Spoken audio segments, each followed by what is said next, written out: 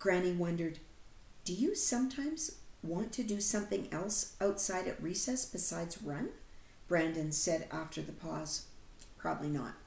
Ashley was at the bead center with Brandon so they could play together. She noticed his creation started at 20 beads and increased to 50 in no times. She also noticed that Brandon had difficulty putting his hard work back where it belonged. Ashley was feeling that she didn't want to come to school. Sometimes she would have a few tears in the morning, but she could usually get to school. On one particular day, her grandma tried to drop her off, and Ashley couldn't quit crying. Grandma hugged her and asked her why she was sad, but Ashley couldn't tell her. Grandma said she loved her. She had a drink of water, and Grandma gave her a peppermint lifesaver from her purse. That usually did the trick, and it worked today. On Thursday after school, the agents met at the playground. The last of the student stragglers left the playground to head home. "My mom is picking me up at 4:30 sharp, so we have to act fast," said Brandon. "Hi, Leroy. It's Francis." She waved and smiled. "He's my friend from the library. Remember Lunch Bunch? See you tomorrow, Leroy." Leroy gave a quick wave and was on his way home. "He reminds me of someone," said Francis. "Does he remind anybody else of someone?" "Focus, Francis. We have important work to do," urged Brandon. "Let's go." The lunch bunch gathered away from the stairs and met at the playground equipment. As soon as they gathered, Andrew immediately blurted out, "I found a mystery note in my backpack, but couldn't be sure when it was put there. I was careful not to get the letters wet to prevent running. I solved it myself." Andrew was scrawled on the back. When he showed the message to the lunch bunch, they nodded in agreement. "Be careful not to let anyone see you go into the walkway." "We need to divide up the team," said Brandon. He seemed to be taking charge of the discovery operation. "We will need 4 lookout personnel. 2 will play at the playground and keep eyes on the perimeter of the school ground in case other children arrive to play. 2 will play closer to the stairs and give notice if anything goes wrong. 2 will go into the door if we find it." He directed the kids to their designated spots. "Matthew, you will climb to the top of the playground equipment to keep an eagle eye on the perimeter. Ashley, you will stay at the bottom of the playground equipment and talk your way out of trouble in case other kids come into the schoolyard. You and Matthew are the surveillance team. Pooja and Francis will sing and dance close to the stairs and be the liaison team if Matthew or Ashley see trouble. You will warn me and Andrew by singing very loudly if trouble is close by. If we hear you singing, we will stay put. Andrew and I will go search for the door. Everybody clear on their jobs?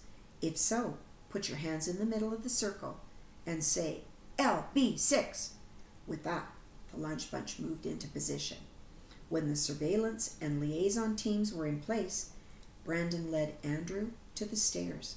"Are you sure I am the right person to find the walkway with?" asked Andrew. "We got this, Andrew. Let's go in," assured Brandon. As the boys walked over to the stairs, Pooja and Francis looked for any evidence of strangers watching what was going on. When they were convinced nobody was around, Pooja yelled, "All clear?" Brandon and Andrew slipped under the stairs. They poked and prodded the wall of the school building. They worked in silence, going over every square inch of the space. Suddenly, Brandon found a different shape of wood siding and tapped Andrew on the shoulder. Brandon brought his dad's flashlight and he pulled it out to inspect the area closer. Sure enough, there was the faint outline of a small door. They felt with their hands for a handle or a way to open the door. When they poked the odd wood siding, it swung to the side, revealing a door handle. Andrew and Brandon looked at each other with wide eyes of surprise. They smiled and kept going. Eventually, they were able to open the small door. With the trusty flashlight in hand, they were in. Francis and Pooja heard the scratching stop and peeked under the stairs, and the boys were gone. The excited liaison team couldn't contain their excitement and started jumping up and down, waving their arms to notify Matthew and Ashley that the team was in. Ashley ran over to the stairs. "Settle down and stick with the plan until the boys are safely out," she told Francis and Pooja. With the lookout crew in place, they nervously waited for Andrew and Brandon to emerge from the small door. Behind the door, there was no daylight. The flashlight was the only light source. They could only turn left and wondered if they could stand up. Brandon shone the flashlight up, and the ceiling was way above their heads. Brandon and Andrew cautiously moved. Brandon took the lead. Brandon was trying to visualize the walkway from the blueprint. He had the light in front of them, and slowly they went a few steps. They ran into a wall and turned to move in the direction of a tall, open hallway. It was about 3 feet wide and still had a high ceiling. "There seems to be only one path ahead. Andrew, it's the walkway," said Brandon excitedly. Slowly, Andrew and Brandon made their way ahead. Andrew counted 20 steps ahead and then tapped Brandon's shoulder. "Brandon, we should go back and debrief the group. They need to know what's going on," said Andrew. As excited as Brandon was, he agreed. "Right, Andrew, let's go back." As they backtracked, they slowed when they got near the entrance. They cautiously listened for loud singing from the lookout team, but heard nothing. They crawled through the small door, out of the school, and appeared from under the stairs.